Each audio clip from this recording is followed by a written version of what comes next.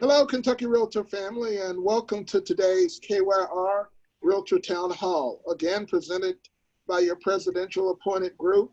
Last week, we had a heart-to-heart conversation on race. That was not an easy session. However, it was and is still needed, and we'll have additional conversations in the future now that we've got started. So thanks to each of you for your input, whether large or small.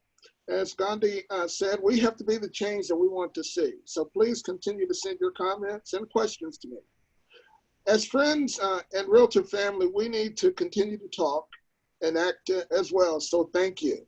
Today's session is about now, the future with our business. The planning group overwhelmingly asked for us to seek out today's leader, Leigh Brown. To Realtor members, she actually needs no introduction. She's a friend of Kentucky Realtors. She's a highly sought after leader, teacher, realtor, award-winning author, cook. I think she cooks with bourbon occasionally. And the list goes on and on. Leigh trains. It says it fails. Oh. Leigh trains in the areas ranging from leadership to relationships, rookies to CEOs, while running her own firm in our region, 4 state of North Carolina. Someone said Leigh is absolutely hands down one of the best speakers, trainers that I've ever heard in this industry. She brings a level of honesty, sincerity, and passion that is nearly unmatched. It is her own outrageous authenticity. KRY reached out through our CEO, Steve Stevens, and our dear friend responded. So thank you, Leigh, for being with us here today with this conversation with Leigh Brown. And with that, I will turn it over to our moderator, Lamont Breland. Thank you, Mr. President, and welcome Kentucky Realtors. Leigh Brown, thanks for being here. Oh, I'm super honored. I mean, if President Lester asks you to do something, you're going to say yes. And y'all all know that. You've been sucked into all kinds of volunteer opportunities this year. That's why this is my 9th town hall, because he told me that's the way it was going to be. So, Leigh, I don't want to put any reins on you. What's going on in your world? Well, I'll tell you what's going on right this second, because in realtor world, you know, your life changes in like milliseconds because we're all over the place because we have ADD, frankly, as people. But I just got off doing a Facebook Live with Tennessee realtor Eric Kistner, who has become an expert on the PPP loans, the payroll protection loans that were rolled out during the coronavirus times. And he's been horrified by the fact that we can only track about 5% of realtor members who have taken advantage of anything that's being offered. And we know that with realtors, part of the reasons you don't do something new is because you don't really know the details and you don't really want to ask, or you asked one person and they didn't know, and then you got distracted by a showing or a listing or something, and you just wandered off to another direction. But I'm gonna tell y'all something. You have 19 days left to apply. There's tons of money in the PPP system. The first round did run out, but second round, there's money that hasn't been tapped. And y'all, even though you're independent contractors, you may or may not own a brokerage, you're eligible for it. And so you definitely want to get information. In fact, the best thing I can tell you is if you go to my Facebook page, there's a video sitting on my timeline. We had to start it 3 times because we called it, Are You Down with PPP? Which if you're in my age category, you know the song reference. And so I had the Naughty by Nature song on in the background, and the Facebook overlord shut us down for copyright infringement. So I had to come back on the Facebook Live. It was terrifying. But anyway, go look at it, because you don't know what your income is going to look like in the next 3, 6, 9, 12 months. We are not to the other side of the pandemic yet. We're currently in the middle of it, as y'all know. And I've been referencing this time as the great unknown. We don't know what's coming next. And so you should take advantage of every opportunity to be the best version of your real estate self going forward. And the best version of your real estate self is to take advantage of financing that helps you stay in business, is to take advantage of town halls so that you can take conversations that are happening on Facebook into an actively conversational space like the one you had last week, and what we're going to have today, and how we become different humans and realtors on the other side. Quick answer to a question over here for Terry. She was asking if she applied in April and has not received, how do you track it? Call the bank that you applied for. As I remember, there were 3 things were available. The government sent checks to people if your income was below a certain number. There was the EIDL. That was that $10,000 we were told about right quick, and then they adjusted it to $1,000 per employee. That is only available now to ag concerns. So any of you that do have clients that are farms, small farms, micro farms, ag, you should make sure they know the EIDL is for them. And then the PPP is different than the EIDL. PPP is through your local bank. So Terry, you want to go to your local bank and see if they still have funds available. Because what happened is they took the money away from the giant banks, the Wells Fargos and Bank of Americas, where big people bank, and sent them to small regional banks where people like us bank. Tiny realtors who are micro businesses are more likely to bank locally. There's still money, so you got to go find it. And then I found out today, I didn't know this, PayPal has PPP money. Cabbage has PPP money. That's cabbage with a K. Let me type it over here because I was fascinated to find that out. Y'all, you could apply in like 10 minutes on PayPal, so get after it. I'm not a tax advisor. I'm not a lawyer. Call your tax advisor. That's my background on that. So that's what I was doing just today. And then prior to that, I was handling a new listing for some people who are getting divorced. And that was fun and exciting because I know it's going to be a hot slugfest amongst multiple offers when that thing hits the market tomorrow.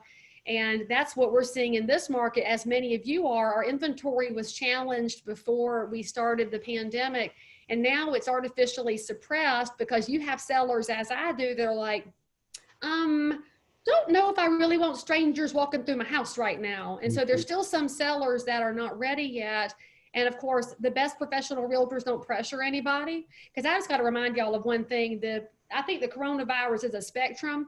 And on this end, you have the people who think we're in the Walking Dead and we're all going to die and be piled up on the sidewalk. And on the other end, you have the people who say it's a hoax. It's not even real. We know the reality always lies in the middle of things where reasonable people behave and act and love each other. We know it's a very serious virus, but it's not going to kill all of us. But your clients might be in one of those wild fringes. So as a professional, your job is to be as moderate and reasonable as you can and ask questions, because we're going to continue to see people's fears change their real estate decisions. And your job is not to feed their fears or make anything worse. It is to ask, and serve. And I tell y'all what I tell my sellers when I'm talking to them on the phone and they're all nervous and they don't know when to sell. I'm like, you know what? I got 12 years left on my mortgage. And so for at least the next 12 years, I can serve you. Year 13, no guarantees. But you got to take that pressure valve off. If they think you need the sale right now because you're going to die, that's called commission breath. And when they smell it, they run. It's almost as bad as mask breath. I think that's a whole new thing happening to all of us. And you should be definitely more diligent with your dental hygiene. That's a really long answer to your question, Lamont. So do you have something else? No, we're done. Thank you. No, I'm just kidding. So yeah, to your point, as I look at our Louisville, so I'm in the Louisville market, and everybody's kind of looking at the statistics, the inventory and that kind of thing. So today in Louisville, we've got 2,118 actives, which is not a lot. It's like 2 months inventory. But when I looked at the pendings and active under contracts, we've got over 3,200. And that's in just about every price range. And we're seeing multiple offers. I mean, one of our agents now I would think maybe it was priced too low, but you never know. 25 offers on one property. They didn't get it. What they think happened, and this was in a $200,000 house. They had 3 full cash offers for well over list price. So we're thinking maybe parents are getting involved to help the first-time home buyers and then going and refinancing later. So you touched on it a minute ago, but you know, I keep hearing that there's pent-up demand. There will be pent-up demand. You know, that sellers still want to sell, but to your point, they don't want people coming through their house.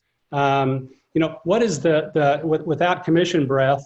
You know, what is the least offensive way to just be checking on your people and letting them know that the market is that, you know, I've been telling my agents there's never been a better time to go into assisted living, because, you know, you sell your house high and you don't have to buy in this market. Any thoughts on that? In the coronavirus time, I would not be going into assisted living right now or to a nursing facility, just for the record, especially if I lived in New York. And I'm ashamed that ain't a bigger scandal, because I love old people. But anyway, I know you were being funny, and here I got all serious on you. But anyway, I'm trying to be funny. Here's my thing. I don't like to feel icky about being a realtor, and I don't like how realtors are perceived as used car salesmen. And it happens because we fall into the trap of, oh, the market's moving. Who do you know that's moving? Or who do you know that needs to buy or sell a home? And we say icky things, and then you wonder why people don't like you and they see you coming with your name tag on and they run. The way that I think you get people to move forward with you is to be approachable and relatable and conversational on your social profiles and in your phone calls.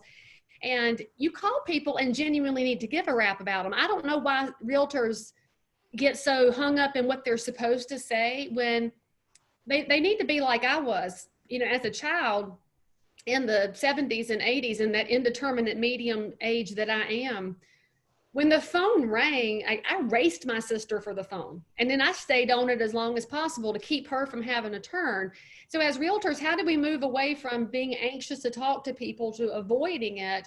And during the pandemic time, your clients and your neighbors and your friends, they are so sick of their spouses. They are so sick of their kids. They are sick of the next door neighbor. They are probably the only time in their life they'll be like, my realtor's calling. Thank you, Jesus. Hello, talk to me about everything. And so there's an opportunity here if you won't squander it by being gross. And so if I call somebody, it's along the lines of, hey, just thinking about you, what's going on? And then I let them talk. And then I respond to what they're talking about. And the thing I know, Lamont, is that if they want to talk about real estate, they'll bring it up. They know I'm a realtor. It's no big secret in the Charlotte market that Leigh Brown is in real estate. And the rest of y'all, if you're not a realtor that people know as a realtor, then you probably need to do some revamping of your marketing during this time. And it's a wonderful opportunity to let people know the kind of realtor you are. You're not the one who's just out there for a quick buck. And so when they call me, if they lead the conversation to real estate, my next question is, y'all know you get asked, how's the market? Do you know what you should respond to that with? Tell me why you're asking. And we don't usually go in that direction. We usually like, oh, the market's great, market's hot, low inventory, great time to buy, great time to sell. It's awesome. Interest rates will never be this low again, which we've been saying since 2008. And that's why nobody trusts us. Instead, you should say, so tell me why you're asking, because frankly, I could talk about liquidity in the mortgage markets. I can talk about inventory, buyers, jumbo loans being out of whack. I mean, which part of real estate you want me to talk about? And you should be enough of an expert on different pieces of real estate that they can ask you their questions. And right now, think about how many of your neighbors and friends have experienced heartburn over the equities market. Their 401ks, their IRAs, any savings they had have been doing this, and it's wildly unsettling. Well, wouldn't they be glad to have a diversified asset class? Wouldn't they like to have had a rental house at this time, because rents are higher than buying in your market like they are in mine? That $200,000 house that Jenny was one of the fighting buyers over there, it's because they're fighting to get out of a rental situation higher than they can buy for, which means that a savvy person says, you mean I only have to put 40,000 down? I only have to do 20% down to buy an investment house? I can buy a second home? Are you for real? The markets are halfway back up. Let me cash out some of this and go do it. You got to be willing to provide solutions. And I just think as realtors, we forget what our primary job is. Do you know what our primary job is, Lamont? What's that? It is not to show houses. It is not to have open houses. Unfortunately, our government believed that we were non-essential for a long time because our elected officials, for the most part, are far older than us. And it's been a long time since they did normal people real estate, because our elected officials tend to have more money than they have the sense God gave them. And they have forgotten the average person. And we're realtors. Do you know who we deal with? All neighbors. If you're doing real estate right, you look at the phone ringing as a freaking honor, no matter what price range it is, no matter their credit score, no matter what's going on. You're like, they called me. They could have called anybody. And why'd they call me? Not because I dress up and drive around, because I'm a professional problem solver. Nice. And as realtors, you guys need to know this. You need to be telling people your job as a realtor, professional problem solver. The problems that you solve are different than the problems that I solve, because we're serving different parts of the public. We're serving different price ranges, different needs, different buyers and their emotions, different sellers and their emotions. This house didn't appraise. This one has fungal growth. Wildly different every single time. And you're really important to that. But nobody knew you were important because your marketing doesn't reflect that and your phone calls don't reflect it, but it's what you do every day. So all we need to do is make sure that our words are actually matching our actions. And for a lot of people, it's the actions that don't match the words. We've got to flip that around. Nice.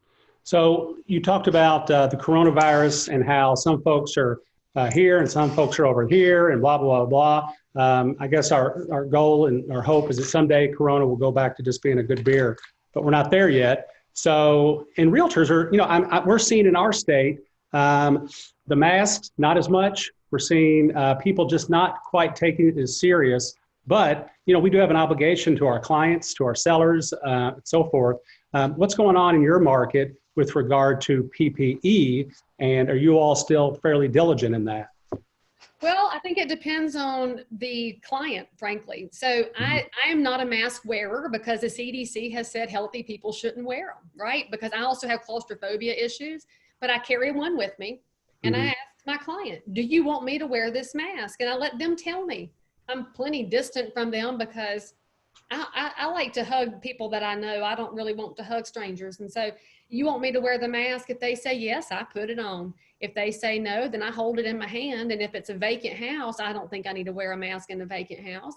If it's an occupied house and the seller, I'm probably gonna slip it on just in case, because there might be a camera somewhere looking at me. But right. I think we've got to respect that as Americans who want to have their liberty intact, that people have the ability to make different choices.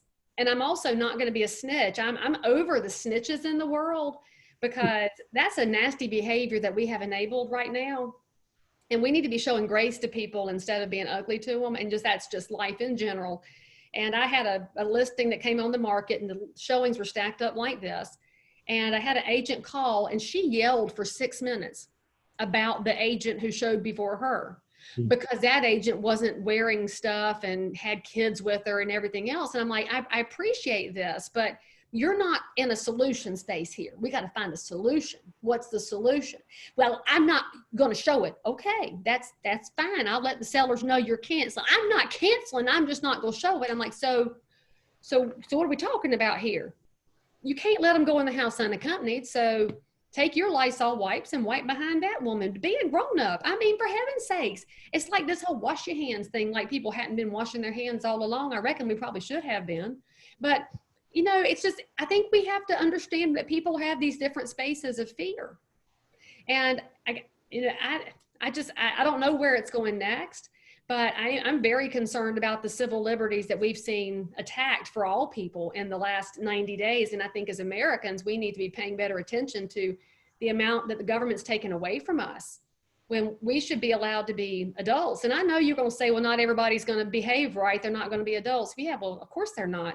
They're not going to wear a mask anyway. So they're not going to stay at home anyway. So what are we doing to our economy? That's disproportionately hurting our most vulnerable neighbors. Are we really paying attention to the fact that the stay-at-home orders and the shutdown of the economy did not hurt the white-collar salaried worker? It's hurt the hourly worker who was the most at risk in the first place. And we should be fighting for our neighbors, for all of our neighbors. And because that's why I don't say clients and leads. I'm thinking about neighbors, because anybody that lives near me, that's my neighbor. Doesn't matter what they look like, what they make in money, what house they're in. That's my neighbor. I'm told to love my neighbor, and loving them means sticking up for them. So anyway. Amen. So I know when I've seen you out, you're always very, when you're not on one of these, you're very shy and reserved, not very authentic, right? No, but you have a book out. It's called Outrageous Authenticity. I saw that on your website. Why is it important as a realtor to be authentic and not be, try to be someone you're not? Well, think about it. How many realtors do y'all have in Louisville? About 4,000. You got 2,100 listings and 4,000 realtors. Right. That's a half a listing for each realtor. So Yep. you have to ask yourself this. If you're not authentic to who you are, and that means showcasing who you are to the world, how is the consumer of the seller of those 2,100 houses going to tell you apart from the other 4,000 realtors? And I think this is where realtors make a huge mistake in just following other people and doing what other people do. The strength of your business has always been you. I know that if I go read any of y'all's reviews online, either on Zillow or Realtor.com or your website, your clients will have told you exactly who you are, that you were kind and you answered their questions and you held their hand and you believed in them when nobody else did, that you got a difficult job done, that you were communicative, they'll tell you all these things about you. And you'll understand that the reason they see that about you is because that's who you are. You can only be a fake person for this long. The mask comes off very quickly for people, especially in times like this when people are in a pressure cooker, because being stuck at home, for some people, it's okay. That might be a hot tub, but there are a lot of people that are in a pressure cooker. And so that's when they can't hide who they are. Well, the beauty of being who you are at all times is no matter whether you're in the hot tub or the pressure cooker, it's the same you that went in and the same you that's coming out. And nobody has to question which version of you they met. I'll tell you, it's one of the hardest things I had running for office. I mean, I've run twice and obviously lost twice. Spoiler alert if you're a new friend of mine. But when you run for office, people are going to find everything you've ever said and everything you've ever done and try to twist it against you, because the political world that we have now is insanely ugly and awful. And if you want to know why good people don't run for office, ask yourself if you've said ugly things about any elected official or any candidate for elected office. Because if you say ugly things to people, that's why good people won't put up with this. Not everybody has a thick enough skin. Well, my skin is thick enough because I know who I am. Going to throw arrows at me. One of the big arrows thrown at me last year is, Leigh, you're a Republican, but you've given money to Democrats. And I'm like, I give to the best candidate. I don't really care what party they are. I care about their character and their soul, and do they do what they said they would do? And even if I disagree, I'd rather have somebody that does what they said they would do so that I have appropriate expectations. And I couldn't believe I was having to defend myself over believing in people that are different than me, because I love a life that is not homogenous. I love things being different than me. And that means that when things are different than me because they know who I am, the conversations get robust. It's crazy. So I will tell you, my clients are the ones that nicknamed me the no bullshit realtor. So I mentioned this in the book. That happened during the Great Recession because I was the one that was like, oh, the story is 100% true, friends, if you never heard this. And so on my conference table at my office, I had switched to doing listings appointment in the office because I was doing so many short sales. And if you remember the Great Recession, and by the way, Lester, you won't believe this. Did you know that 71% of realtors weren't in business during the Great Recession? And so you and I are old people, but I was like, 71% weren't around then. That's crazy. But on my conference room table at that time, you couldn't help everybody. There were just people. The number situation just wasn't going to work because everybody was underwater. Well, on my conference room table, I had a bottle of wine, a bottle of Pepto-Bismol, and a box of Kleenex. And I would sit these sellers down and I'm like, pick your poison, because this is going to be not fun at all. And most realtors at that time were still in that trap of, no, let's look at the comps. Well, in a declining market, looking at comps can really be detrimental because you're looking at past history and you have to be looking ahead of the ball, which is also what you got to think about coming through this unknown period where we don't know what's going to happen with inventory, prices, and liquidity. You got to be watching in front of your listing as well as behind it. So when you're pricing, always be looking at both sides. And often realtors only look at the last 3 sold houses and like, there's my comps. Look ahead too. But anyway, they were having to sit down and confront the situation that nobody else had confronted because other realtors. Enter your meeting ID followed by pound. Oh, let's mute Sarah Adams. There we go, Sarah. There we go. So you have to be willing to go where nobody else will go. And I would just ask them questions, and I wasn't ugly and I wasn't judging them because nobody wanted to be in that situation. But it's, if you want help, we're going to figure it out, and it's not going to be pretty. And so when you have a reputation as a straight shooter who lays it all out there, people are going to dislike you sometimes. Yes, but I was raised to believe that I don't have to be loved by everybody. I need to show love to everybody. And frankly, if everybody likes you, then something's wrong, because we're not all the same. I will never understand why there's a push for everything to be the same. The Bible tells us that we're fearfully and wonderfully made, and that means the version of you that was made is wonderfully made, no matter what kind of person you are. I've said about you, and this is a compliment, that you're one of the only people I know that can say bullshit and Jesus in the same sentence and make it work. And You know why, Lamont? Here's why. You remember that scene in the Bible in the temple when Jesus was all ticked off that they had people selling things in the temple. Right. You know, they're selling stuff for sacrifices to make it easier for the member to come do their thing. You think when Jesus walked through there throwing over tables, he was like, now stop. Now you stop too. Y'all behave. Let me pray over y'all. Bless your hearts. No, he walked in and like, this is some bullshit. This is my daddy's house. Boom, boom, boom. And it's like, oh, that's my Jesus. He wasn't putting up with it. Oh, it was great. So that's why you can get away with it, if you know your Bible. You're doing it. Good job. So I saw, and I think this was recently, that you kind of rebranded or changed the name of your company, and the name is One Community Real Estate. How'd you arrive at that? Well, I left RE/MAX after 20 years. I sold all my shares back to my partner because I needed to be independent for lots of reasons. It was overdue, and you know, we all hit different places in life where you make changes.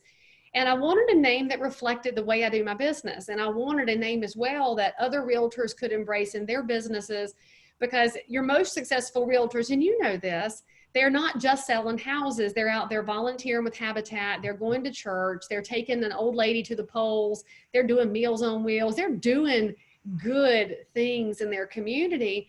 And real estate, in a lot of ways, acts like it's separate from community on paper, but in practice, it's always about community. We're selling people on home. We're selling neighbors. We're elevating neighborhoods that have been fragile or threatened. In North Carolina, a neighborhood that's declined in value or has dilapidated houses, we call them fragile or threatened because that's just the designation. And I love that because it's better than run down and dilapidated. No, they're threatened, and that's what we get to fix. And so I want to be a part of solutions, and I don't do that by myself, right? So you become solution focused when you're working with other people in the place where you live, because everybody's my neighbor. And of course, a lot of people are like, why didn't you name it Leigh Brown Real Estate? I'm like, because I don't want that or need that in life. And well, but you're the selling point of it. I'm like, it should actually be the information and the value I'm putting out that's valuable, not the fact that it came out of my mouth. Because as somebody who's educated now for over a decade for realtors, nothing makes me happier when they heard something I said and it resonated and now they use it. And I'm like, oh, my babies, they're doing good things. And it doesn't have to say it came from Leigh Brown, because it just, sometimes you're putting words out there that somebody else needed to hear and needed to pick up. So that's where it came from. We've partnered officially with Habitat for Humanity and included them in our branding, which is really fun. But of course, I did this at the 1st of February, which is perfect timing for a pandemic. And so I haven't recruited because I think it's gross and icky to recruit during a time like this. Not my style. And so I'm just putting all the stuff together. And when the time is right, I will know it's time to go let other agents know that I'm ready to have them join me. But it's also my path out of production to focus more on the brokerage side, because I've always been in between. Yep. Good answer. So I know you've been involved with NAR and RPAC and everything else for a dozen years or more, maybe a couple dozen, I don't know. But are you familiar with NAR's At Home with Diversity program enough to talk about it? Okay, y'all are crazy if you don't take that class, because it's really, really good. I took it a few years ago, and we just rolled out new course content about 3 weeks ago. So it's a refreshed course. So if you took it in the past, take it again. I haven't yet, but it's on my calendar in July to get that knocked out. Because by the way, if you didn't know, if you go to nar.realtor/ I'm going to type it over here, nar.realtor/RTRN, that's Right Tools Right Now. This is where the association has invested in all of us, I mean, with our money, but they invested back in us during this time, so that no matter where you are on this wild spectrum, you can invest some time in making yourself a better realtor. And if you go to that site, you'll find that currently the At Home with Diversity class is half price. So you can get the certification for half price. And for those of y'all that are cheap like me, because I'm super cheap, you want to get that knocked out, and you're going to surprise yourself. Because even if you think that you are a super open-minded, diverse, focused person, you're still going to take it and be like, well, shit, I didn't think about that. And that's the best part of the class for me. I always love the moments that make me say, what's that song? Things that make you go, And there's lots of that. And so I just think all of us, when we go into places that we don't think we need, there's always something you're going to pick up. It's good stuff. And I can't recommend the class enough, and especially right now, because I'm never going to understand how a Black person feels. I'm also never going to understand how a man feels because I don't have a penis, and I'm never going to understand how an Indian person feels or a Hispanic person because I try really hard, and I'm focusing on raising my kids this way, not to put people into categories and buckets. I want to look at character, and I want to know humans. And so not knowing how anybody else feels is true because the only person that I really know how they feel is Brown. And so if, let's see, oh, that's Steve and Angie Klein over there rambling. Of course it is. We know those Kleins like to talk. But I'll just remind you that you're never going to know how anybody else feels except you. No matter how hard you try, we're not designed that way. But it doesn't mean you can't learn things about where other people are coming from and ask them about their background. You know, where'd you grow up? Where'd you go to high school? That's always I ask people that. I'm asking where they went to high school because I know everywhere in my county and I know the different characteristics of each one. And that's going to lead me to explore a little bit more. I mean, I don't know. I think we think about diversity sometimes like it's a requirement to check a box. I prefer to think of it as inclusion because if I'm going to be different than everybody else because they had not but one Leigh Brown and everybody says amen, you got to think about your big circle. And to me, diversity and inclusion is a big circle. And my circle has to be big enough for everybody. But when I say everybody, I should be clear. I really don't want assholes in my circle. And so I have to exclude them, but they're not included in fair housing right now. And so if they ever change it and say that I have to include assholes, and I guess I will, because that's hard for me, but I guess I should. I'm praying over them and love them more. But at home with diversity is going to help you think more about your own circle.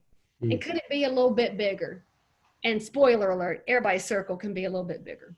Right. So we had our last town hall. It was a conversation about race relations. And I think there were a lot of takeaways. And, but one of them, and we hear this, just say something, to not say anything means you're affirming it. And I've had one of our agents, Carter Martin Jr., he said, just a lot of times when I go into certain places in real estate, I don't see myself. I don't see a Black man. I don't see, and when we look at our numbers, we don't track it, but we just don't have a lot of agents of color.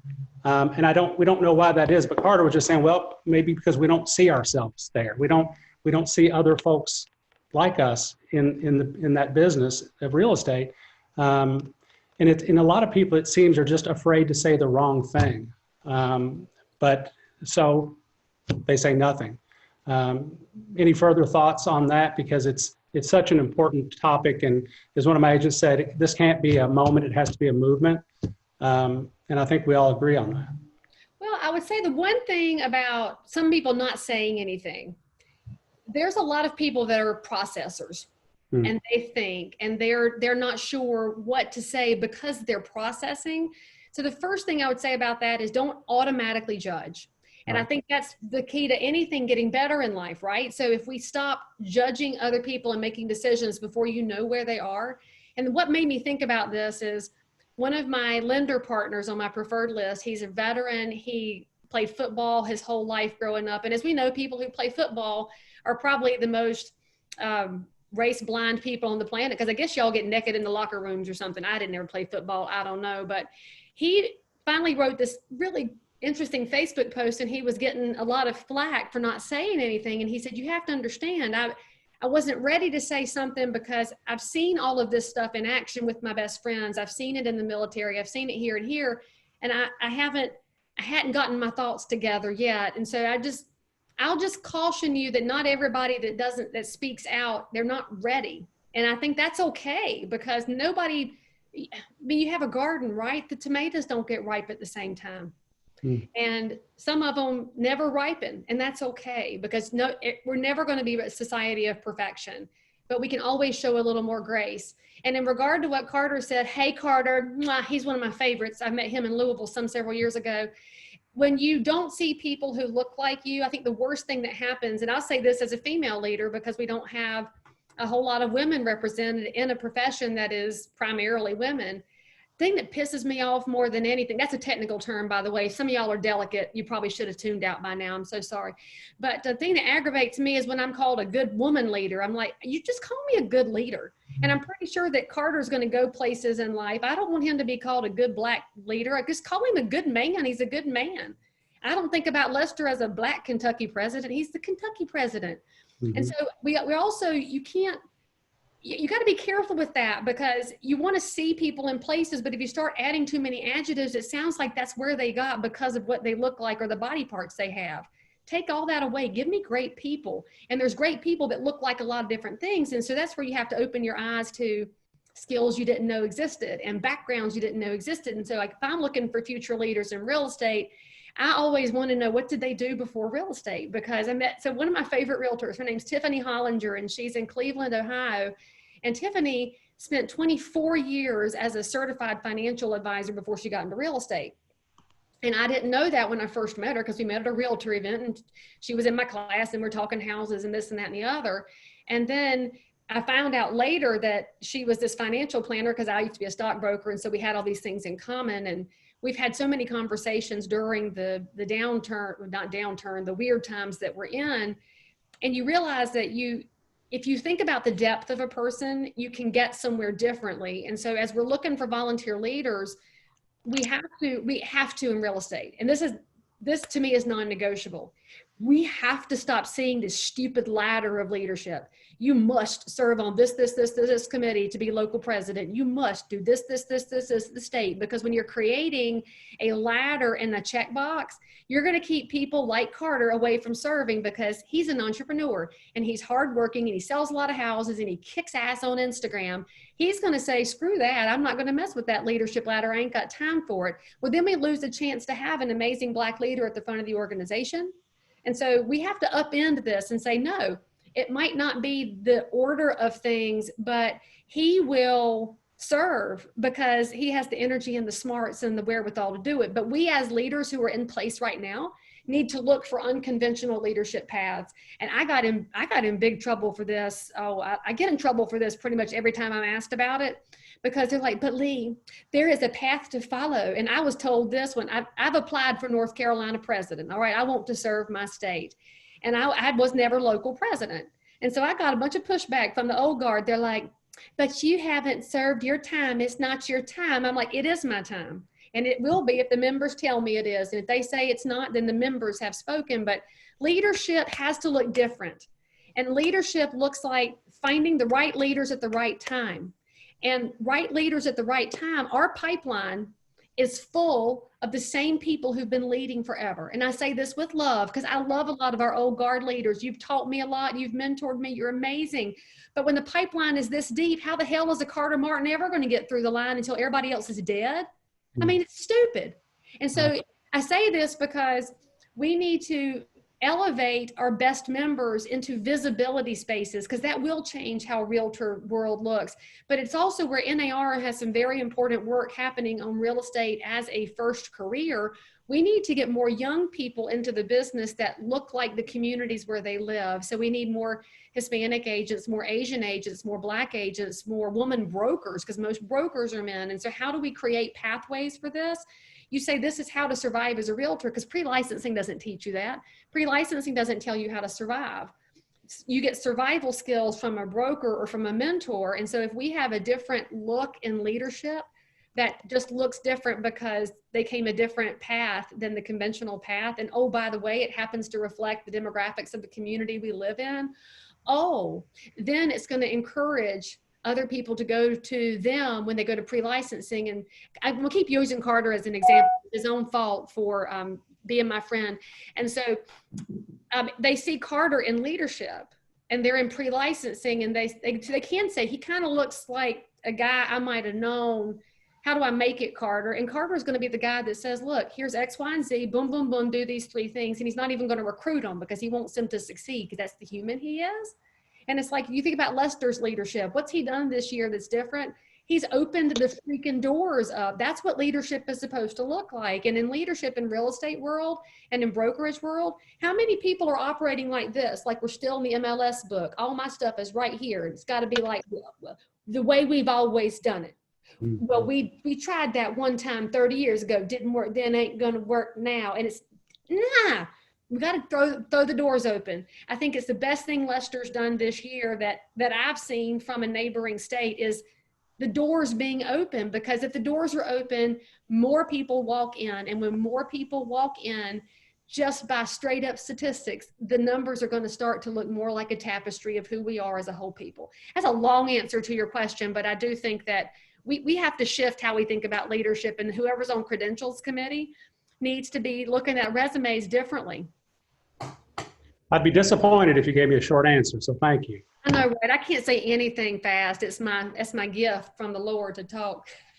So I know you are a Simon Sinek fan, as am I, and you talk a little bit from time to time about why it's important to start with why.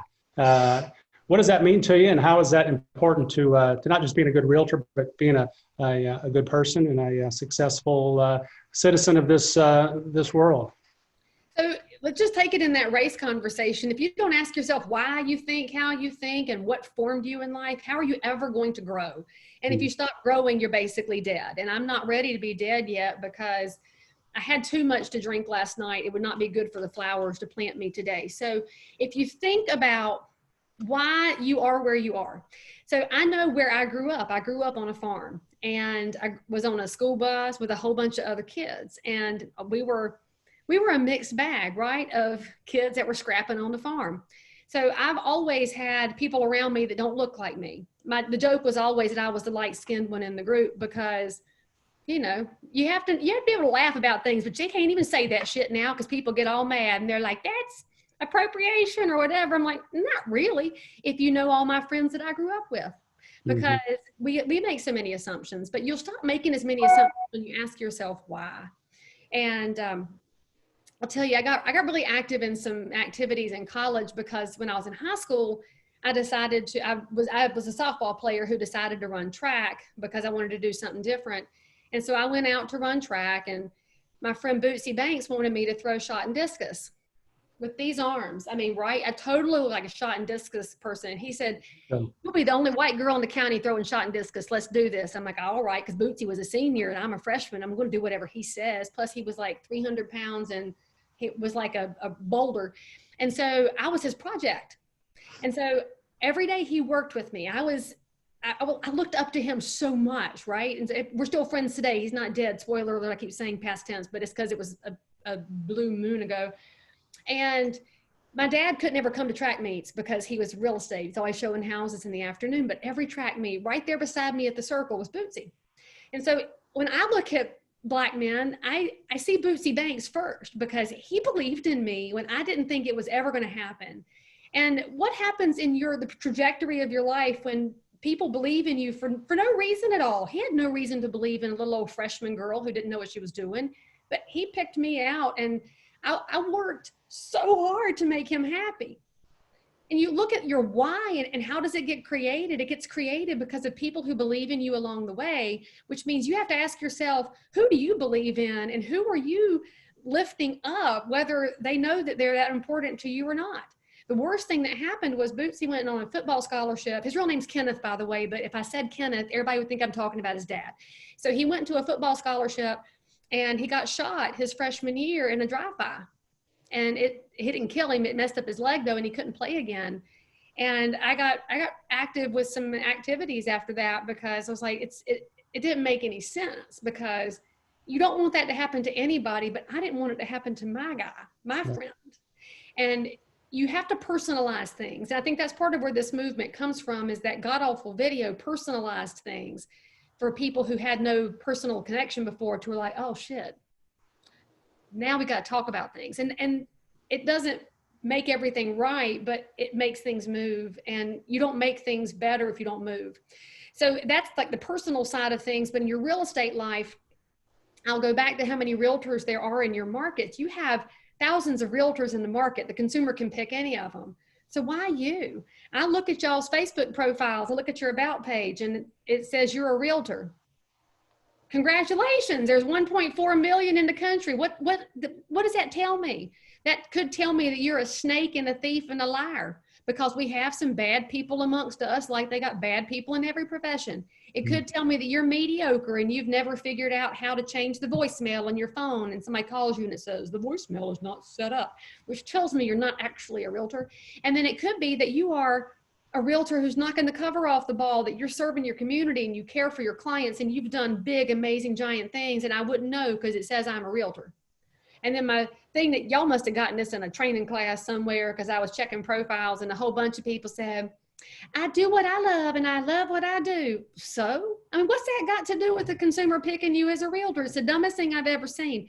My hairdresser loves cutting hair, but if he sucked, I would not go to him. My rule for him every time is I have to look expensive.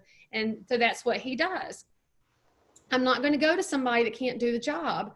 So why aren't you telling people why you chose this field? We're in a field where you work 14 hours a day to not get paid. You get cussed at 11 o'clock at night by somebody who was completely unhinged over a weather stripping that was out of place on their house. And you deal with that. You've had people cry on your shoulder. You have walked people through hot coals to get them to the closing line with a lender who was on edge. You work really hard. You're amazing. And you don't tell anybody, because there's got to be a reason you do these things. Why are you doing a hard job when you could be working a salary job like your spouses and your friends and your neighbors and your clients? Most of y'all, you chose this by accident, like me. You landed in real estate because you couldn't figure out what else you should do. You're like, well, why not? It's easy to get a license. May as well be a realtor. Doesn't look hard, right? You land here, then you're like, holy crap, this is super hard. And then you love it. And you know this because after about 3 houses, real estate either gets into your blood or it doesn't, right? And so when real estate gets into your blood, you would walk across hot coals for your clients to not get paid. And you've done that. And so you better know why you're doing this. For some of you, it's because you're a competitor. You love to win. And you know that for you to win, your clients have to have a win.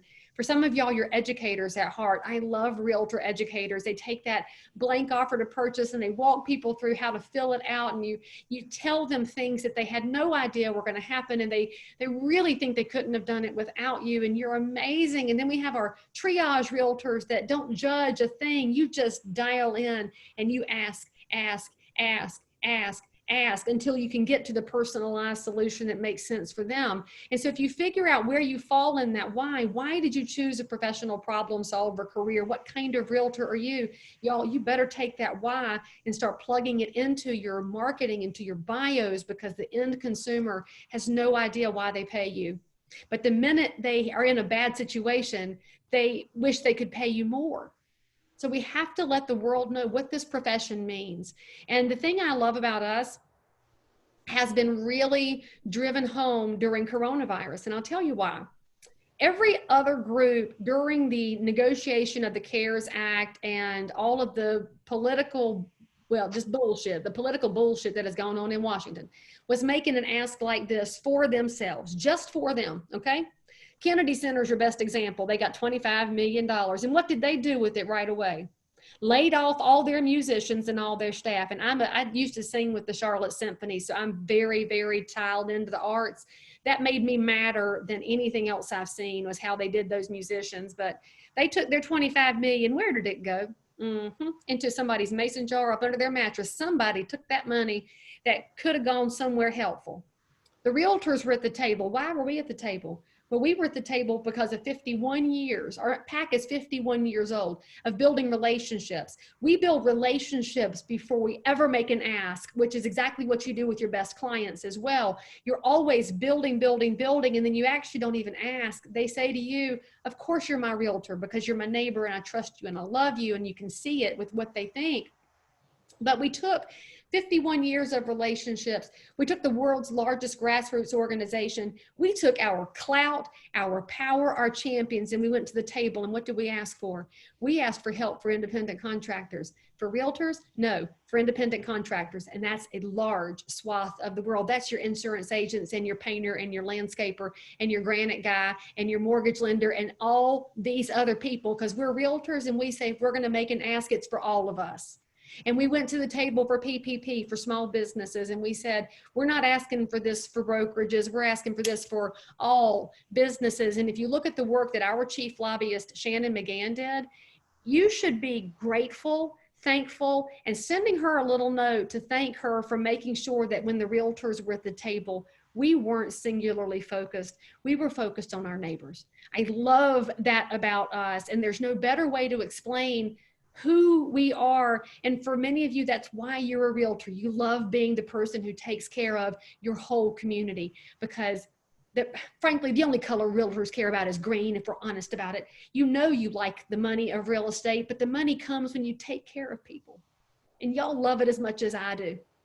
Let's see, Steve Stevens over here is asking me to talk about my upcoming NAR position and what I hope to do in it. Well, frankly, Steve, right now I'm trying not to get fired from it, because as one of the most outspoken people who volunteers and doesn't follow scripts at all, there's actually a pool going of how quickly Leigh's going to get fired from this position. I will be the vice president of advocacy in 2021 under President Charlie Oppler, which means I will be the one helping drive home the political message for each of you to help you know the language so that you can tell other realtors. And I'll be helping with the other side of advocacy, which if y'all didn't realize, community involvement is part of advocacy, where we as realtors build better communities by promoting fair housing and teaching that fair housing is not about checking boxes, it's about building thriving communities. Because which one of our neighbors deserves a thriving community? Spoiler alert, everyone does.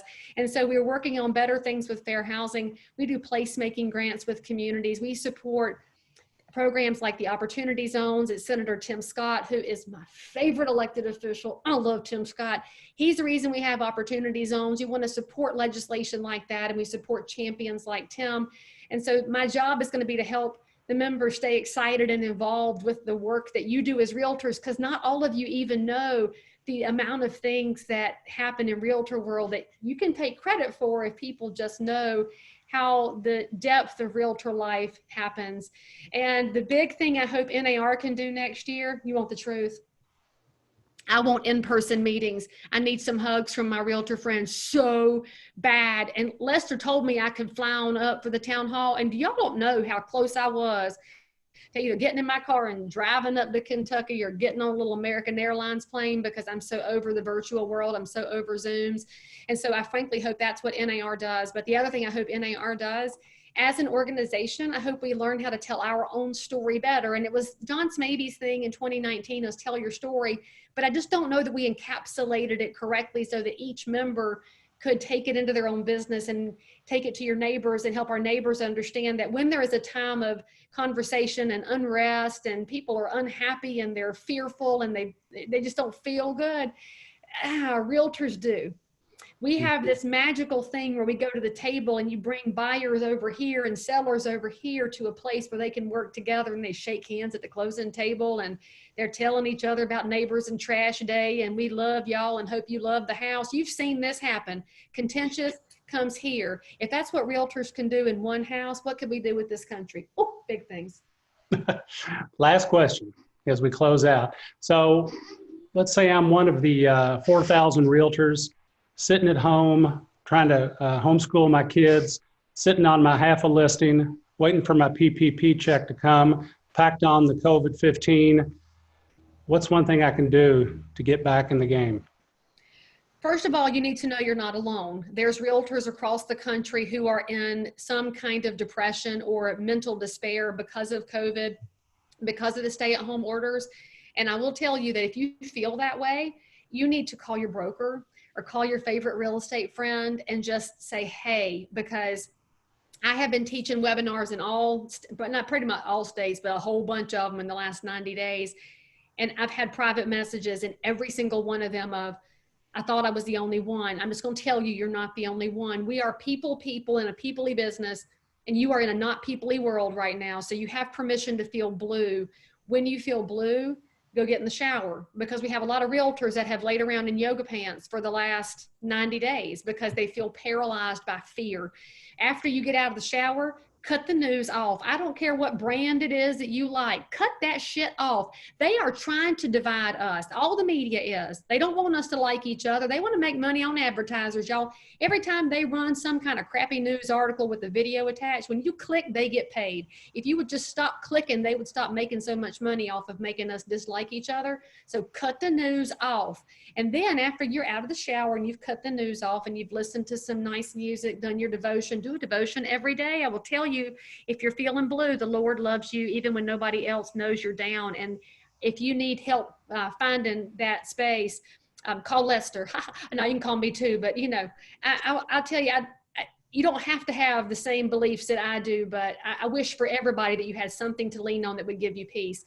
And I will tell you that after you take those couple of steps, I want you to pick up this phone. And I want you to go to your contacts manager, not to your top producer or any of your CRMs. I want you to go to the people in your phone, which is actually supposed to be the people who have you in their phone. This was not meant to be a people hoarding device, but it's turned into one. And I want you to just call somebody. And I want you to say, hey, I want you to check on them, not about you, but about them. And the minute you do something kind for somebody that has nothing to do with your business, you'll be able to conduct business. You have to do a little reset, guys, and you got to do it every single day. As far as the COVID-15, y'all need to walk to the end of the driveway and back. And this morning, my run sucked because it was 75 degrees at 6 a.m. and it was 97% humidity. I felt like I was outside wearing a wet wool blanket. And I did it anyway because that's what helps me get reset. You have to do this. And if you think I'm fat shaming you, then you're just fussing at yourself because I can't see all y'all's cameras. What I will tell you is if you feel like this is an attack on you, it's not. I'm trying to give you some mother love, and we have to be uncomfortable if we're going to grow. It's the same thing as a conversation from last week. Uncomfortable things make us grow. So if you don't want to run or walk or swim, walk to the end of your driveway and back 3 times. And then post on Facebook. You should say, I'm challenging myself to walk to the end of the driveway 4 times a day from now till next week. I need somebody to do it with me. And you know what? There's somebody in your circle that needed the encouragement and the accountability. Somebody's going to pipe up and do it with you. You want to talk about changing things forever? Do things together.